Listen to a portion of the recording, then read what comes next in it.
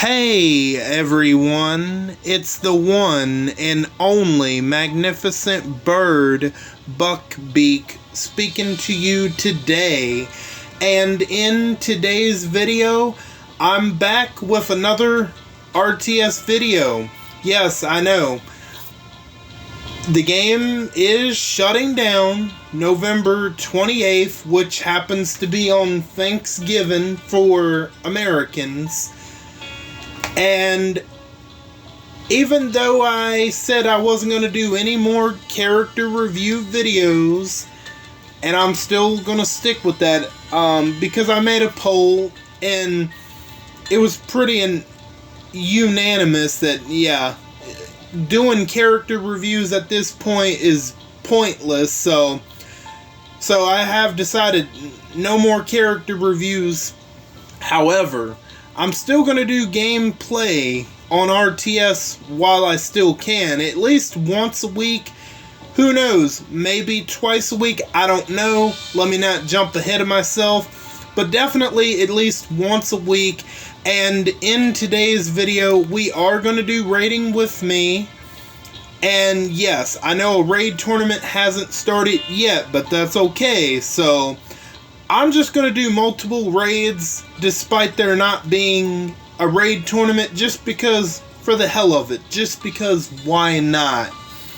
Might as well. And not only will I be doing raids today, I'm also going to be going over my spoiler review for The Walking Dead, Daryl Dixon, The Book of Carol, Season 2, Episode 3, La Visible, or Invincible. The correct name for the episode will be in the thumbnail.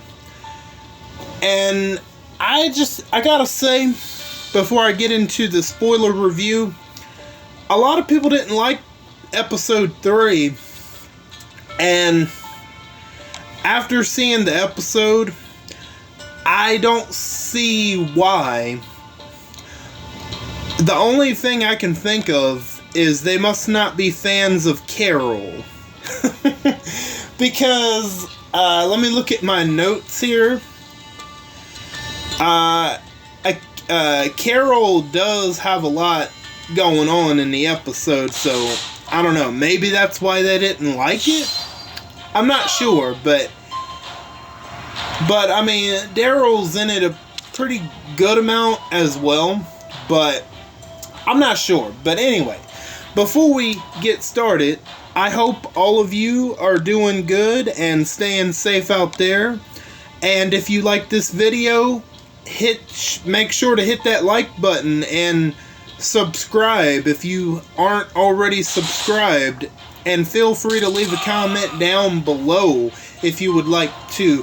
And if you want to share the video, that would be great too. If you do any of those 4 things, that would be very much appreciated by me. I'm doing pretty good, and I'm staying safe for the most part. And like I said, from this point forward, I'm definitely going to be trying to get out at least one gameplay video of RTS a week until that final week in November. That's my goal. Probably that final week. I mean, I don't know. You know, there is a video that I want to do in November. I know it's going to be very pointless, but I figured, you know what? I'm going to do a massive pool video, which I'm going to save for November. And yes, you're like, why are you even going to bother doing your pools, right? I know it's pointless, but I figured, why not? It'll be the last time that we can ever do pools in this game. So, why not? I mean, that's just how I'm thinking of it. But with all that out of the way, obviously, I've already started, so alright, so I'm getting ready to get into my spoiler review of The Walking Dead, Daryl Dixon, The Book of Carol, Season 2, Episode 3, Lovevincible or Lovevisible spoiler reviews. So, if you don't want to know absolutely anything about the episode, or you're not caught up to date, I would definitely recommend to click off now, or just to mute the video. Or if you are caught up and if you don't care about spoilers, you can stick around. Sure, why not? So, yeah. I'm getting ready to start in 3, 2, 1. Okay, so let me start off, because like last time, I have these certain topics in my notes broken down character by character. So I have a section for Janae, or Jeanette as I like to call her, Daryl, of course. I got a section for Lo Sang, ugh, and then for Carol. So I think we'll start off with the first note for Janae, or Jeanette as I've called her many times. So the episode actually starts out with Janae's point of view right before the start of the apocalypse. And she's working at this place in France as a janitor, right? Which, you know, it wasn't too long, but I was wondering if we were going to get a point of view from Janae to see where she was when the apocalypse started. And we do at the very beginning of the episode in a flashback, obviously. And she's a janitor at this place that, I wish I could remember the name of it, but it's that place in France of the triangle glass building that holds art. Y'all know what I'm talking about, right? I know that's a real legit place, but I can't remember the name of it. But yeah, she's a janitor for that place with the the triangle square, the triangle glass building. Damn it, I want to keep on calling it a square. It's not a square.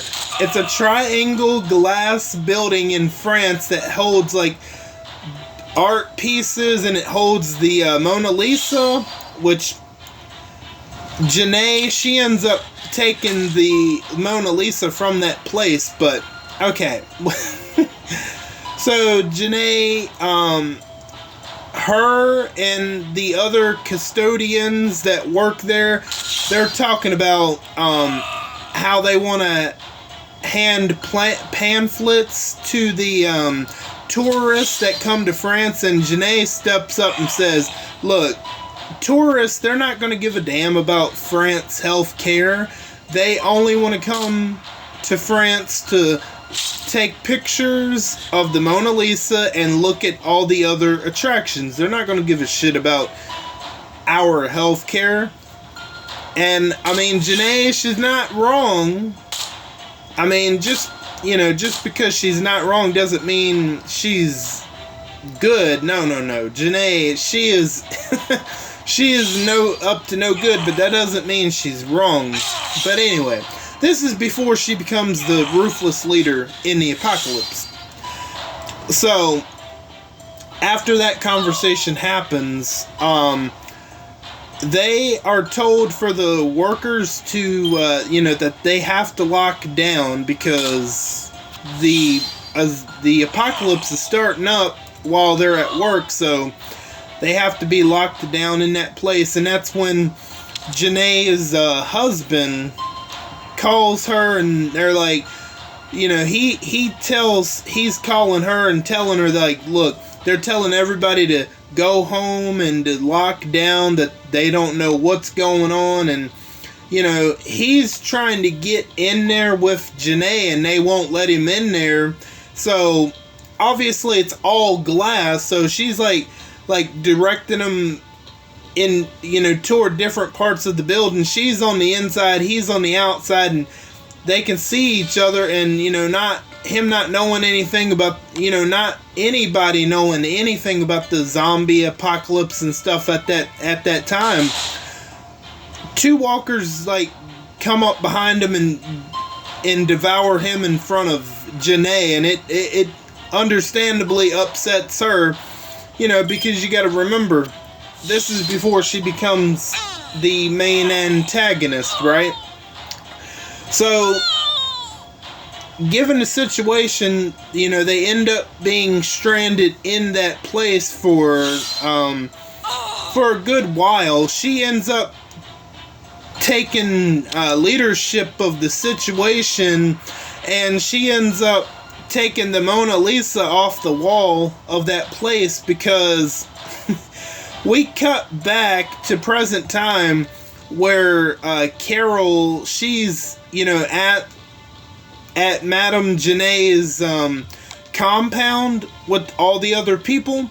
She's looking at the Mona Lisa, and Janae walks up to Carol, and Janae asks Carol, how did you get here, and she lies and says that, oh, I was an American tourist. No, she doesn't say she's an American tourist, but she says she came from a place just east of France, and she said that she's a tourist that got trapped here 13 years ago, and I've been stuck ever since. And then, like, Carol is like questioning, how do you know this is the real Mona Lisa? Because she says, I took it off the fucking wall myself. So, from the place that she worked at when everything happened. So, next up, they're in the, they're in the kitchen area where, like, all the other people are eating, and it looks like they're being served dog food.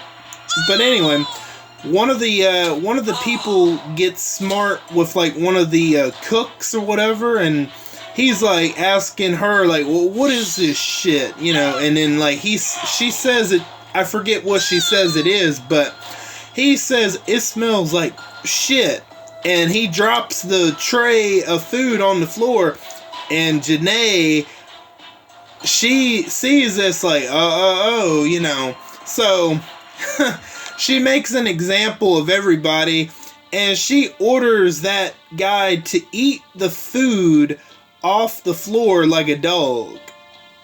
Yeah, so, you know what? Luckily for him, he got off like that. Like, I'm surprised she didn't have her people take him to a cell and, like, torture him and stuff over that. But damn, she's like asking him right before, you know that food is a very important necessity, and he's like, yeah. And that's when she orders him to eat the food off the floor like a dog, and buddy, he does it because he would be afraid of what would happen if he didn't. So yeah, Carol, after he's eaten the food, Janae tells Carol that, I can't stand bullies. Yeah, how hypocritical of you to say that, Janae. And Carol is like, she's just looking, and she's like thinking in my head, I gotta get the fuck out of here. I gotta find Daryl. We need to go back to America as soon as possible, right? So, yeah, so let's skip. We're gonna come back to Janae in a little bit, because, let's go. Let's see. Let's go to Lo Sang. Yeah, we gotta talk about him a couple times. So, this is going to include Sylvie as well, who found out that Laurent never left the nest, that Lo Sang arranged his fake kidnapping. So, her punishment is she has to temporarily stay locked up in her room while they have the ceremony. And even one of Lo Sang's people, like, come to her room and give her breakfast or her food or whatever. And, you know, they tell her, like, listen, Lo Sang, you know, he says that this is just temporary until we have the ceremony, until it's proven that Laurent won't, that he can sustain a walker bite or whatever. They still believe in that nonsense, absolutely. So, Sylvie, she decides to get the bright idea to, you know, she ends up grabbing the guard and knocking him out just long enough to lock him in her room, and she's broken free looking for Laurent, right? And she ends up getting to an outside area where they're setting up for the quote-unquote ceremony. And that's when Lo Sang comes around the corner and says, like, Sylvie, what are you doing? You know, like, can we talk? And that he's trying to grab her. Like, you can see that he's aggressively trying to grab Sylvie, but she manages to slip past, you know, slip out of his grasp. And that's when his people are trying to chase her, Sylvie, and she ends up, like, she's panicking looking for Laurent. She's like, have you seen Laurent? They're going to kill him, you know. Because I think, you know, at first Sylvie was a believer that Laurent was the Messiah, but, you know, she's one of those, after being around Daryl and, you know, past events in season 1, she's kind of like, she's turning away from that delusional thinking, you know what I mean? Obviously, because she's worried for Laurent that, you know, that he's gonna, once he gets bit, that's it. There's, you know. So, she ends up going on this balcony, right? Of, like, it's pretty high up.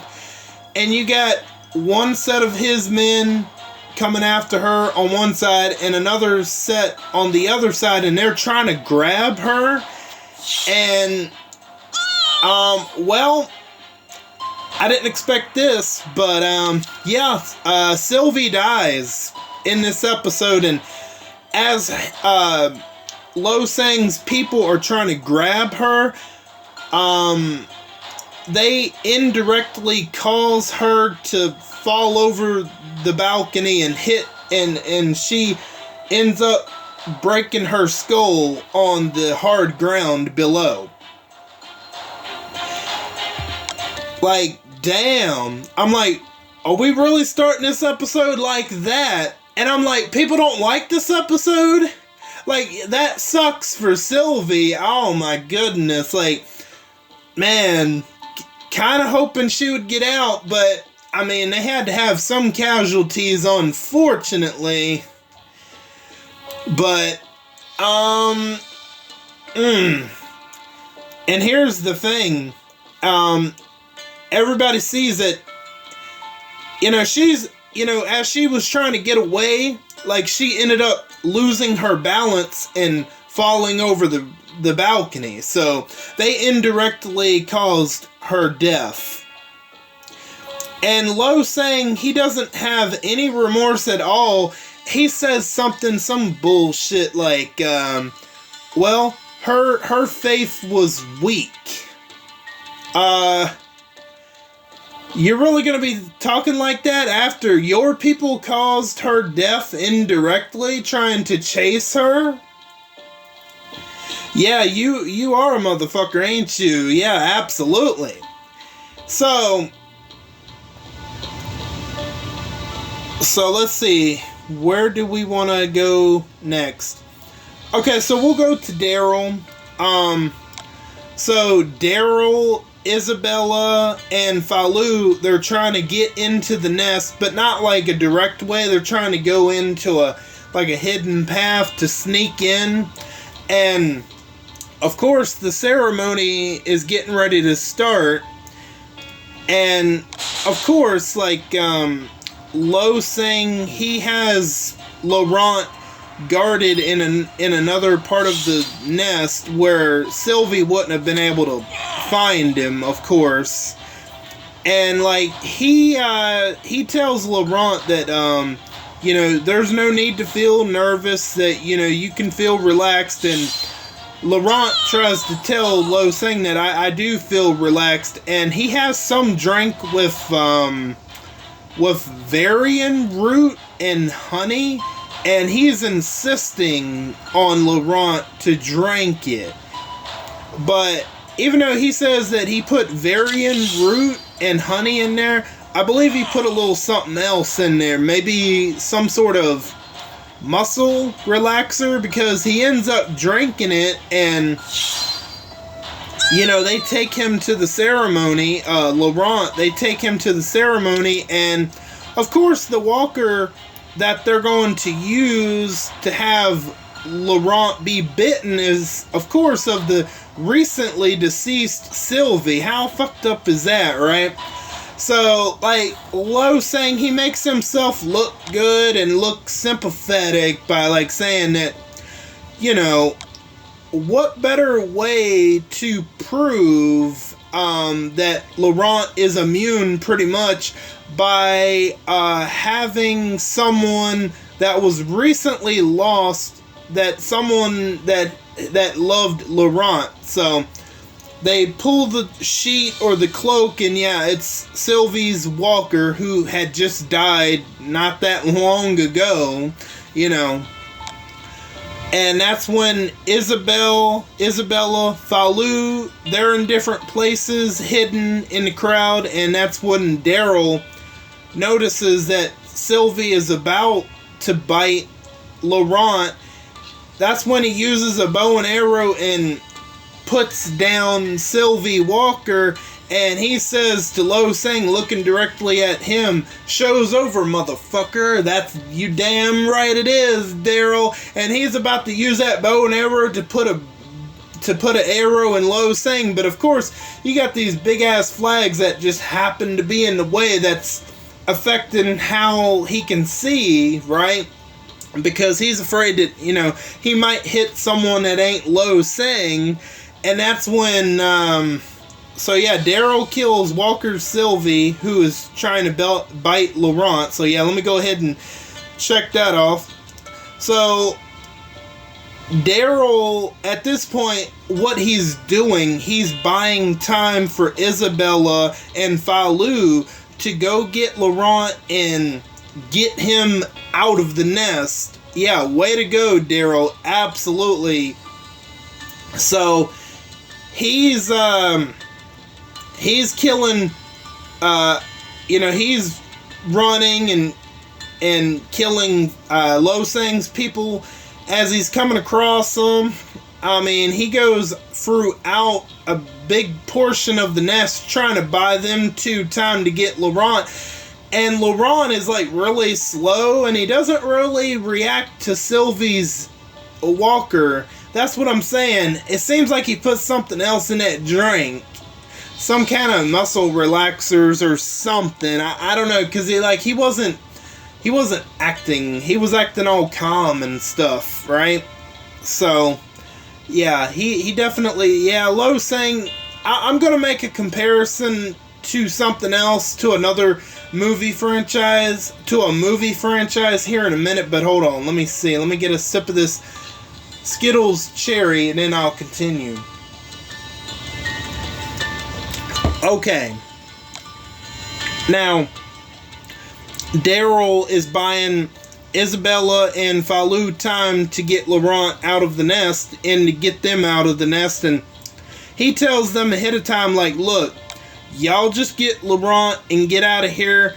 I will try to catch up, but, you know, wait a certain amount of time, and if I don't come back, y'all just go on. So he's buying time he takes out a couple of his people, and let's see, he uses there's one part where they're in like a basement, and he I don't know if it's his knife or one of Lo Sing's people's knives, but he throws a knife back at the guy, and it stabs him right in the head, which, damn. And he's doing the best he can, but yeah, Daryl, despite him buying them time, Daryl ends up getting surrounded despite putting up a very good fight. So he has no choice but to surrender, and Lo Sang's people end up capturing Daryl, but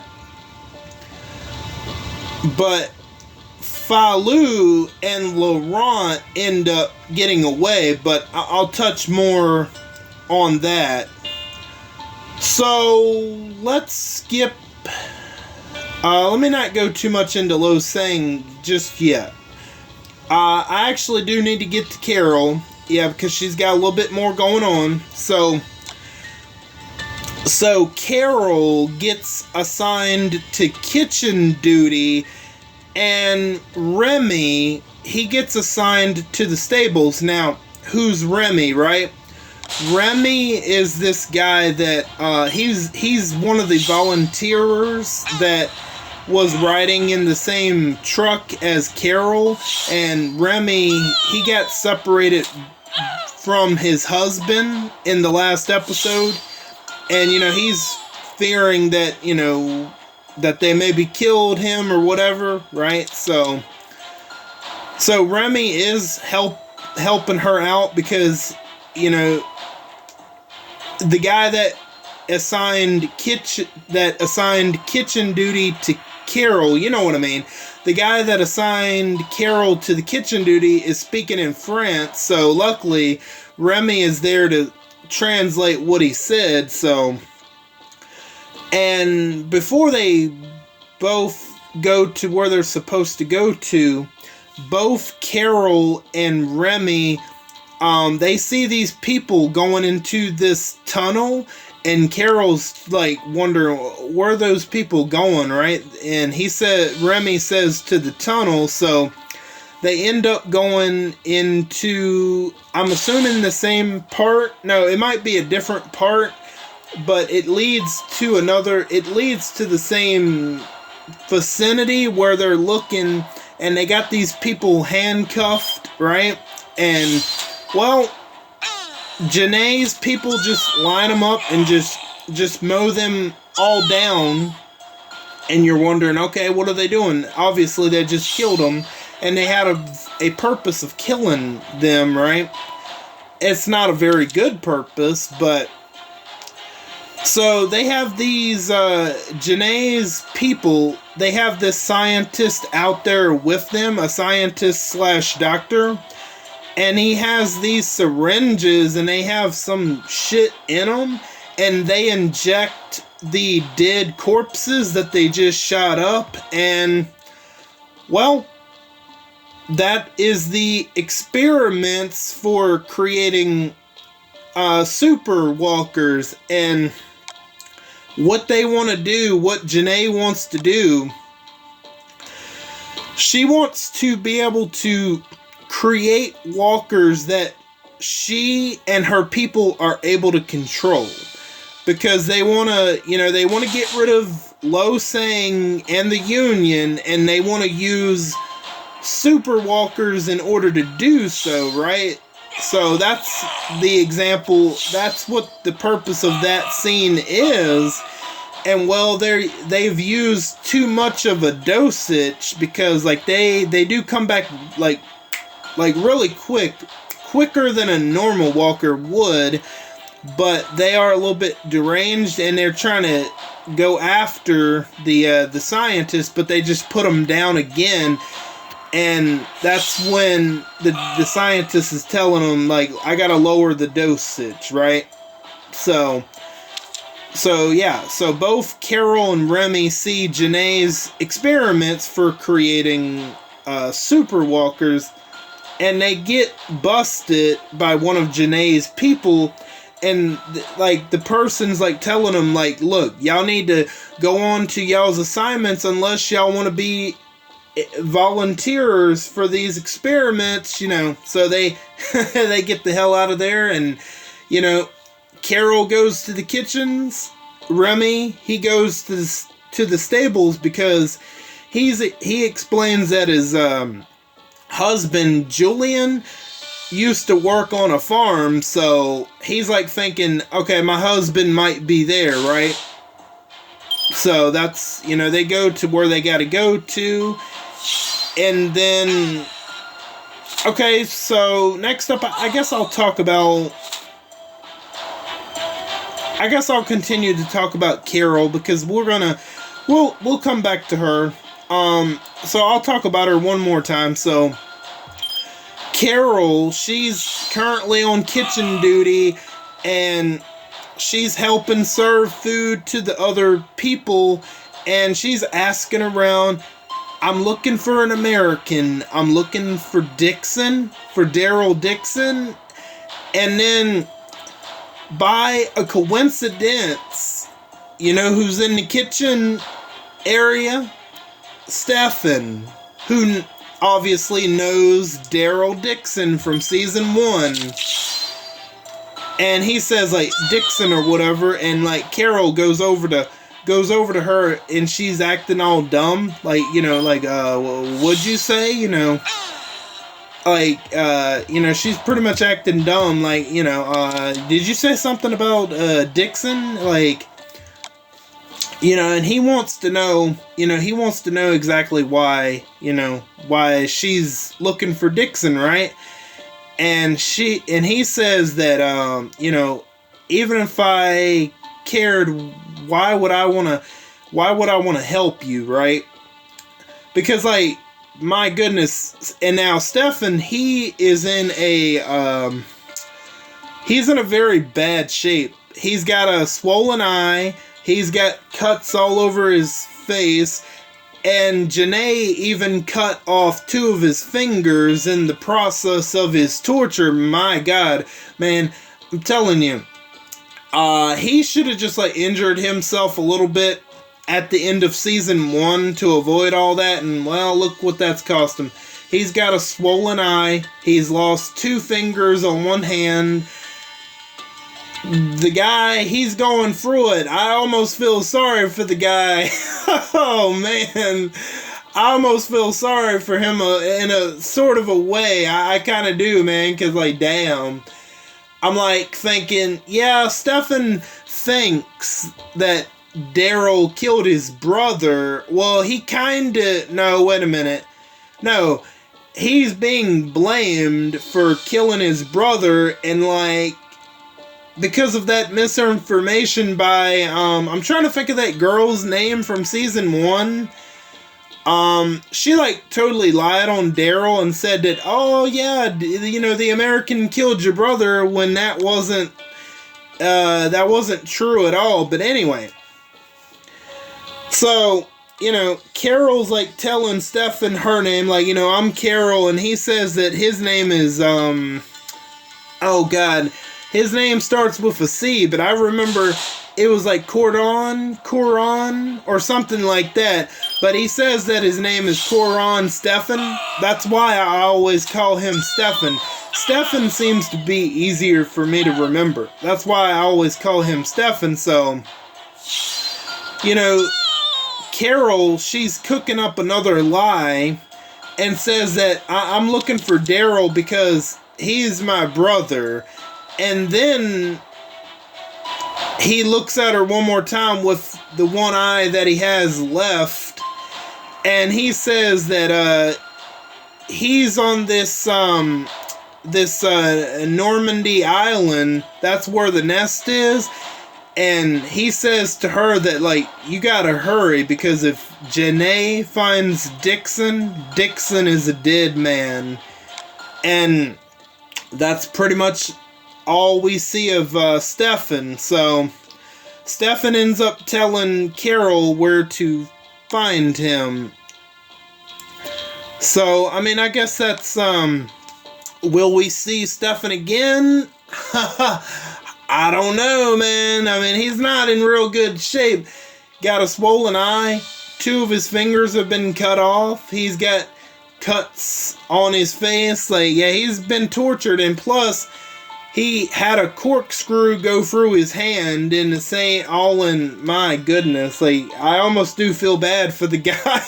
Because I'm like, damn, yeah, he was a villain, so to speak, in season 1, but damn, all the sudden change of heart by him at the end of season 1 makes you want to feel like, okay, damn, you kind of do want to feel bad for him just because of, like, what the guy is going through at the hands of Janae, right? So, okay, real quick before I continue this spoiler review, let me make a comparison of the Walking Dead Daryl Dixon to a movie franchise. Okay, this is gonna sound weird, but it'll kind of make sense. I'm comparing the Walking Dead Daryl Dixon, and I'm gonna compare it to the Hunger Games. I know that sounds weird, right? Let me explain. Okay, so why I'm comparing those two is because of 2 characters. You have Madame Janae and Lo Sang, and then from the Hunger Games, you have President Snow and President Coin.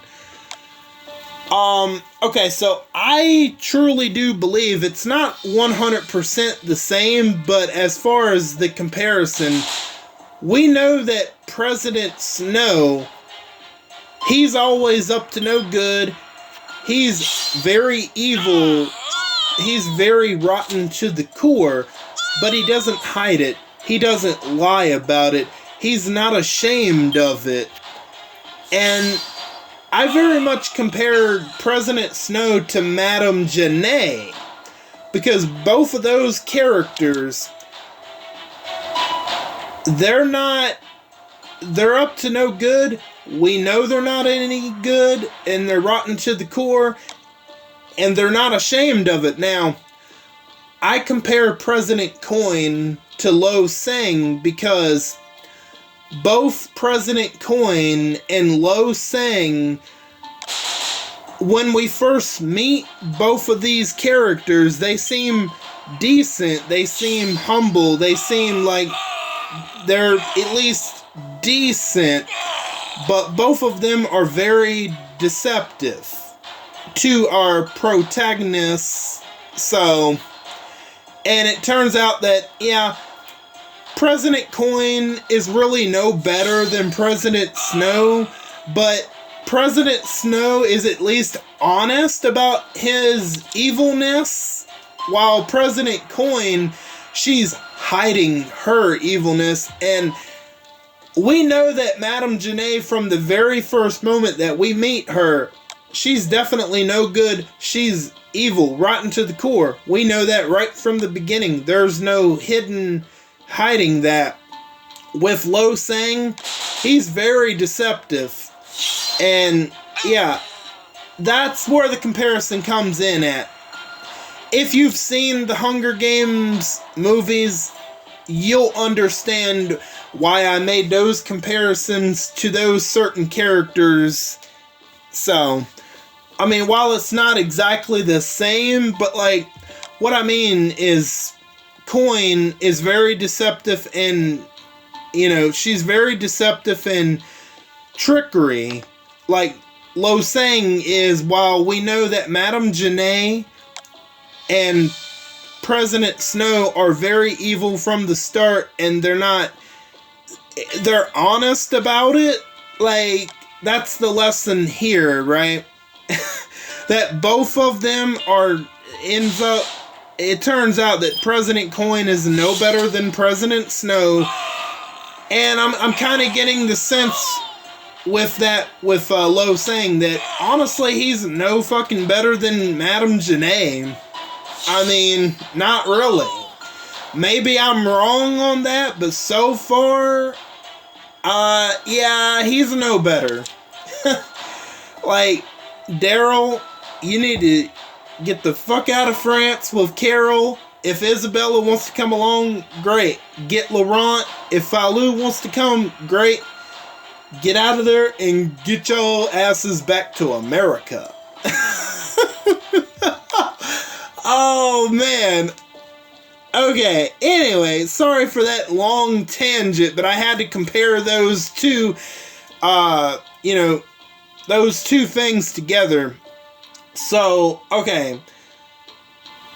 So let's go back to Lo Sang. Okay, so after having captured Daryl, Lo Sang was hoping to change Daryl's mind to have Daryl see their way of doing things about how Laurent is the Messiah and how, if Laurent would have gotten bitten that Daryl would have seen, oh, see, I know what I'm talking about, I'm not delusional whatsoever, but Lo Sang, he wants to know where the boy is, and he's obviously not he's obviously not at the nest, and then Daryl, he tells Lo Sang to fuck off, right?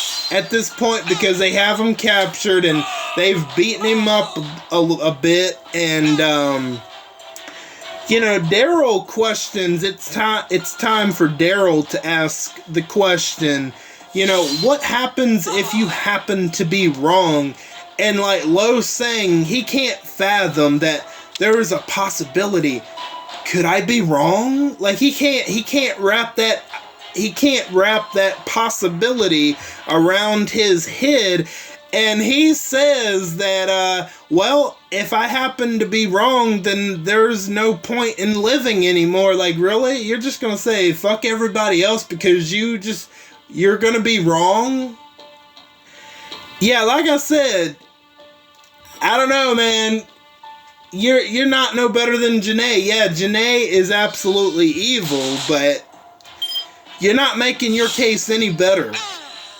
You're really not. So that's that. And let's see. Let's go back. Okay, so let's go back to Carol. So after Carol gets the information from Stefan, she tells Remy that, like, look,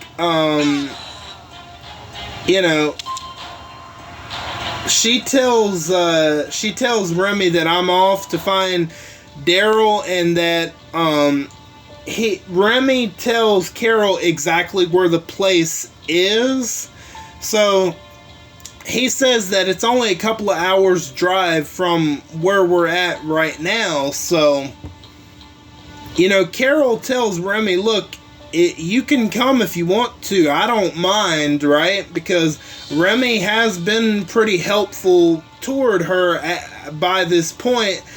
And he's like, no, I have to find Julian. I have to know where he's at. So Carol tells Remy, good luck, and he says, good luck to you as well.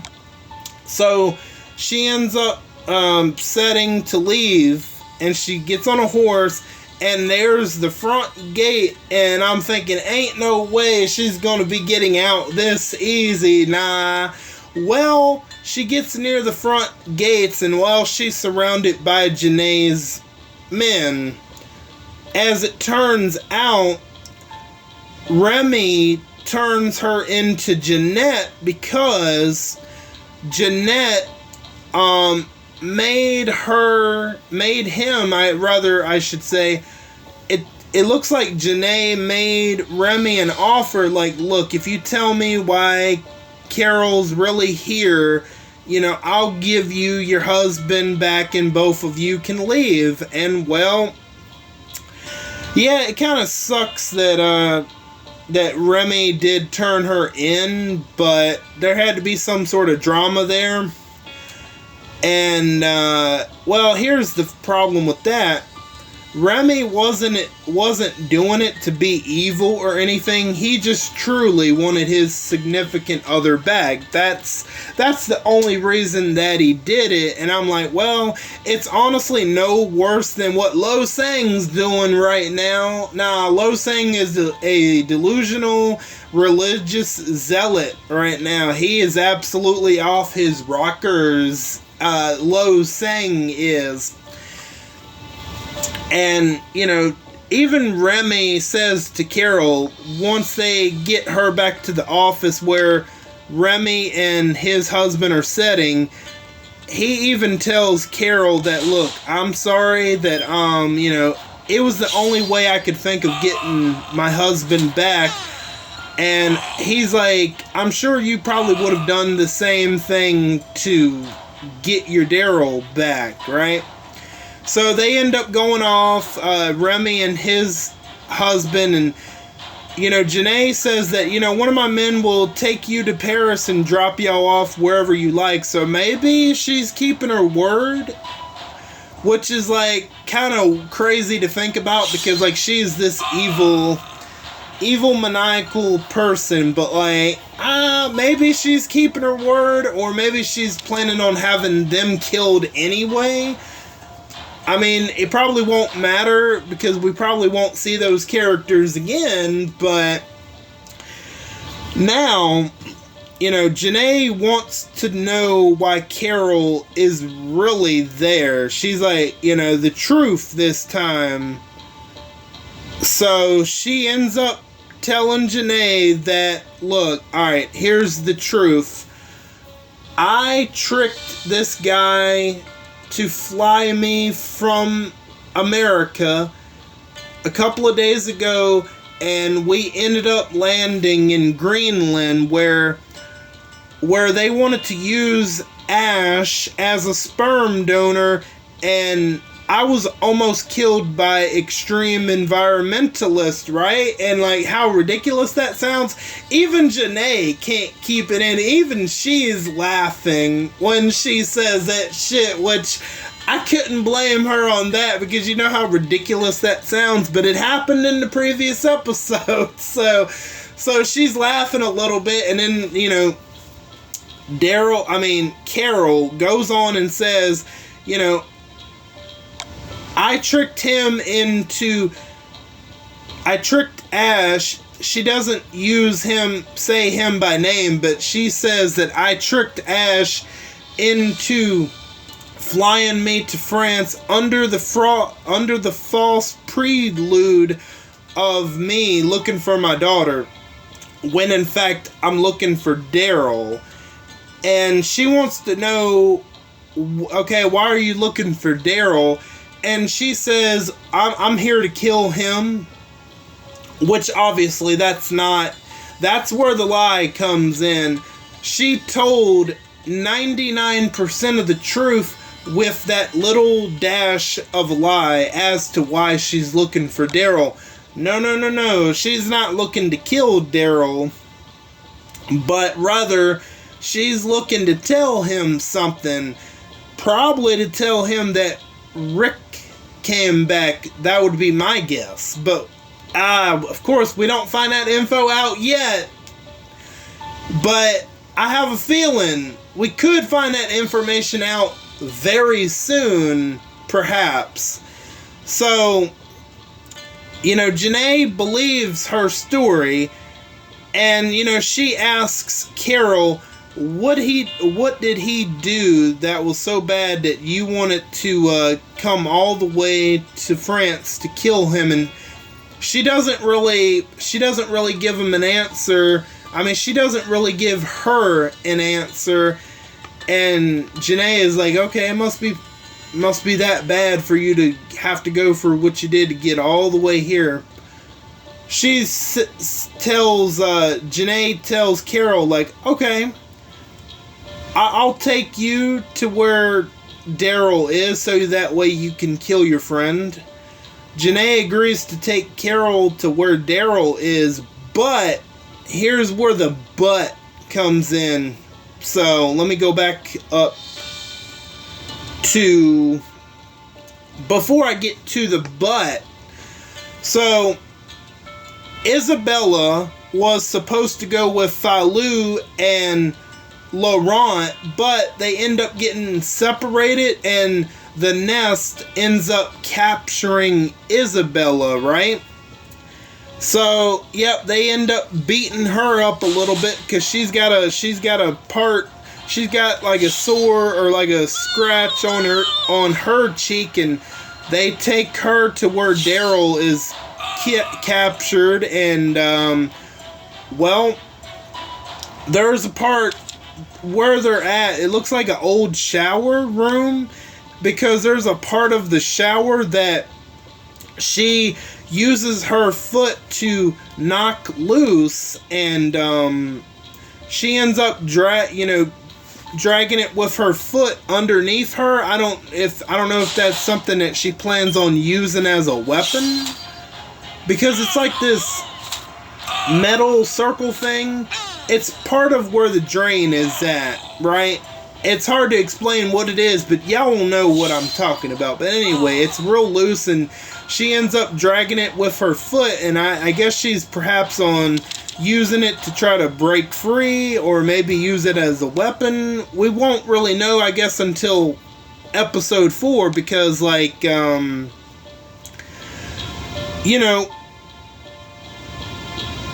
Isabella, she ends up telling Daryl that, oh, I love you.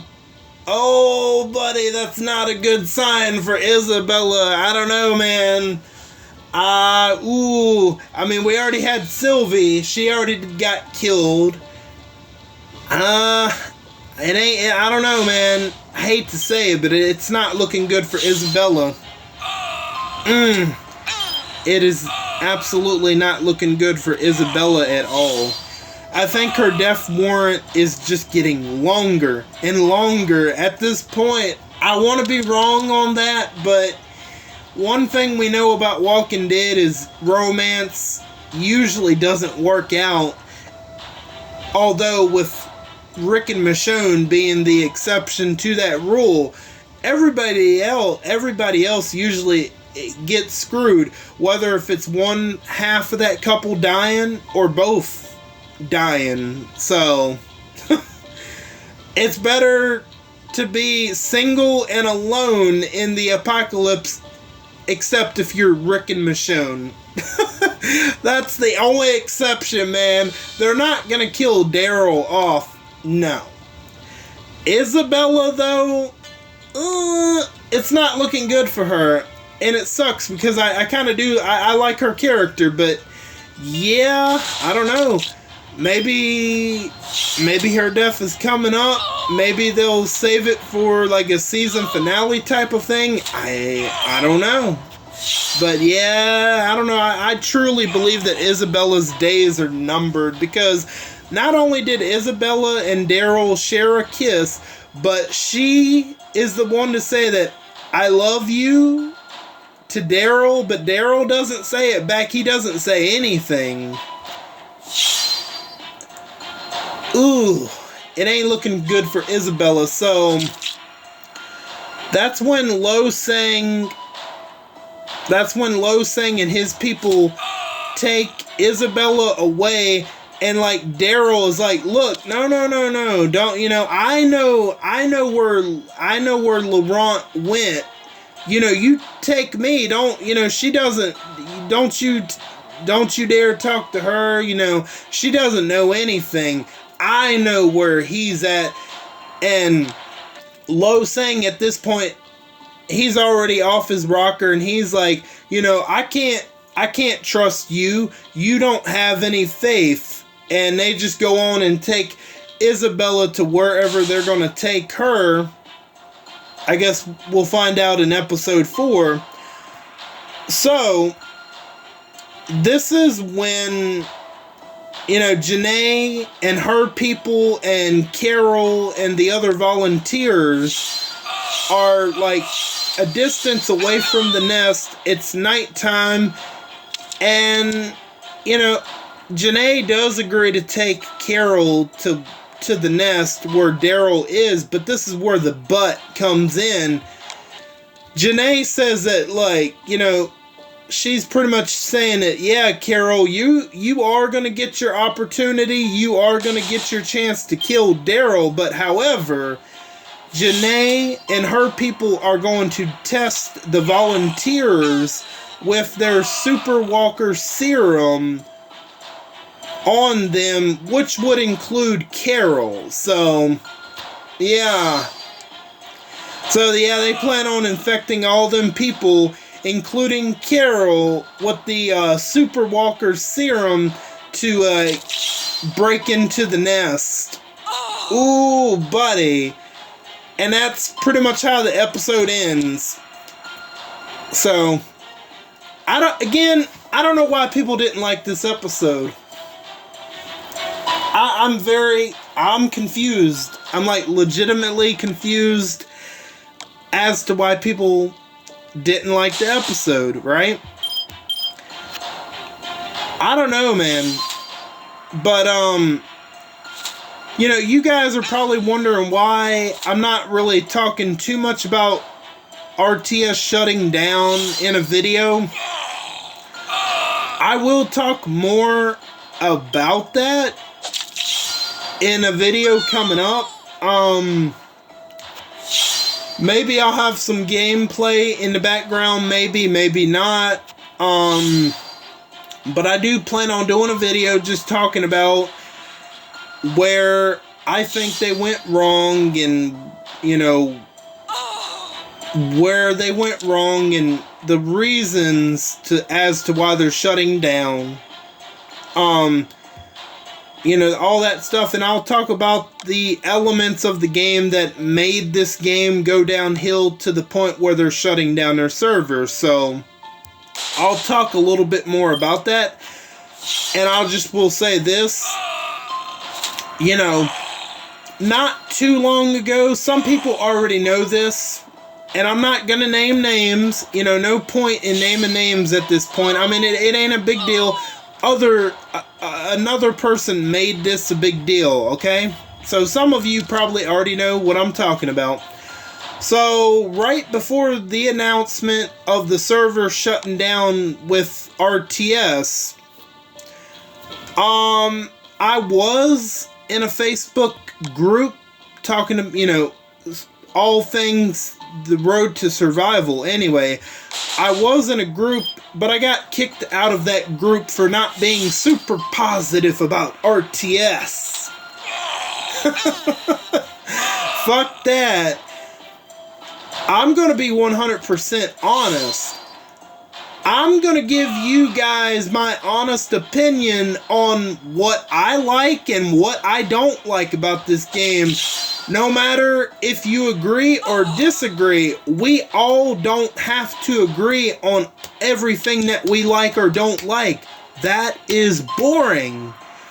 There's something that you guys probably like in the game that I don't like, and then there's things that you guys probably don't like in the game that I like. And that's okay. There's no issues. We don't have to all agree. Some things we might agree on, some things we're gonna disagree on, and that's fine. But like I didn't make it a big deal. This other person that ran the group, they made it a big deal. And, like, I just had enough, and I said, you know, fuck this, and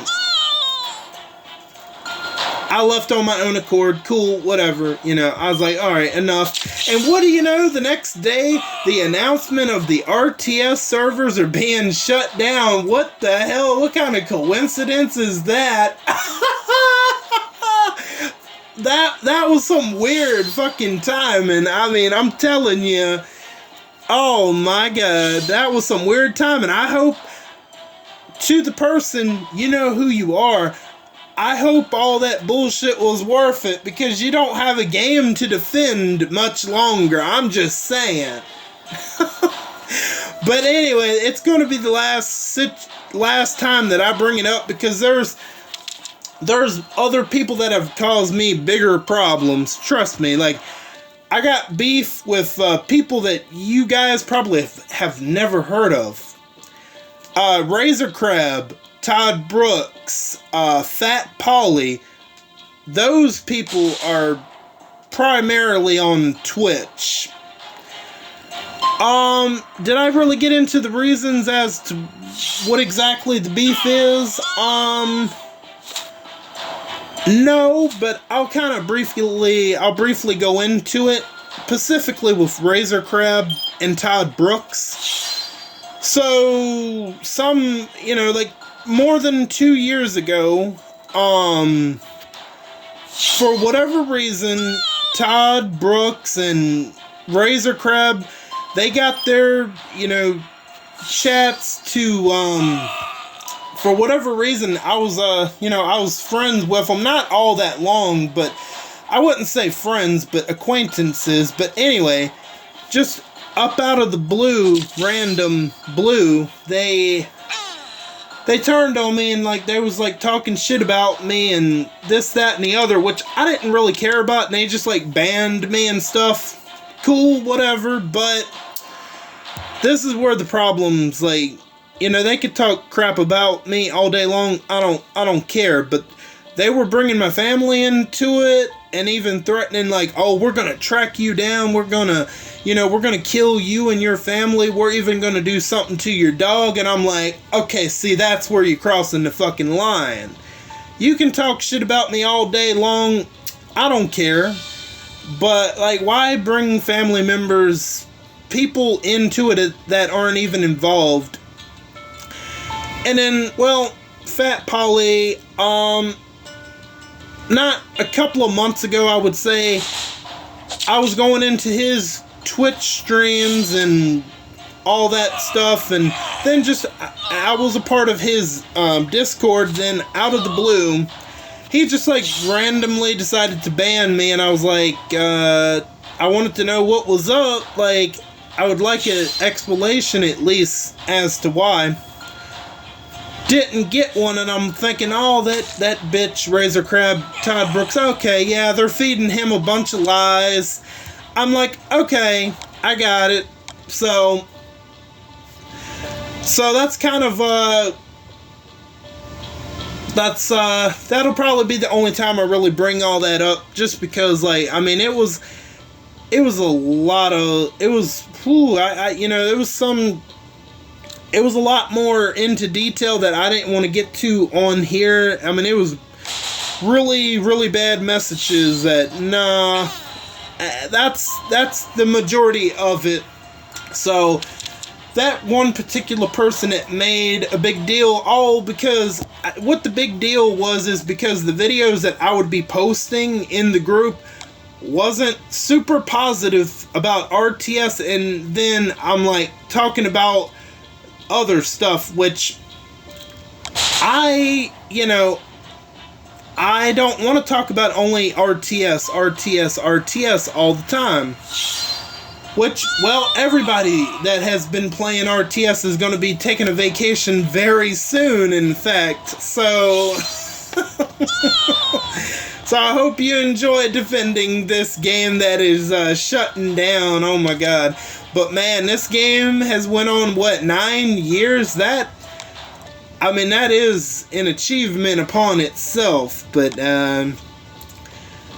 look, just because I wasn't talking only RTS, because I was talking about, I think it was it was my latest gameplay video where I was talking about the last episode of the Daryl Dixon spinoff, episode 2.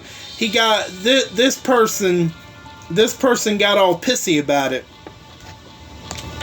and I just had enough. And this didn't just happen out of the blue. This actually began in February, because I made a video where I made a gameplay video, and I was talking about what the hell I was talking about. Oh, I know what I was talking about. I was talking about the Super Bowl between the 49ers and Chiefs, or no, was I talking about the Super Bowl? No. I think I was talking about the movie Thanksgiving. That's where it started, and then it just kind of progressed slowly until this past weekend, so it is what it is. I mean, ain't no use really going into it. It's like going to be the only time I talk about it. I mean, you know, this game is dead anyway. It's literally dying on Thanksgiving. How ironic. I was talking about Thanksgiving, the movie, not the holiday, but I was talking about the Eli Roth Thanksgiving horror movie, right? And that's kind of where it started. And I almost wanted to leave the group then because, like, he made it a super big deal. But I calmed down and, you know, but it just, like, over the last couple of months, like, I would comment something that wasn't super positive. The person would get all snippy and defensive, and I'm like, I said one time, well, excuse the hell out of me. You don't have to get a damn attitude. The person didn't say nothing else. But anyway, oh man.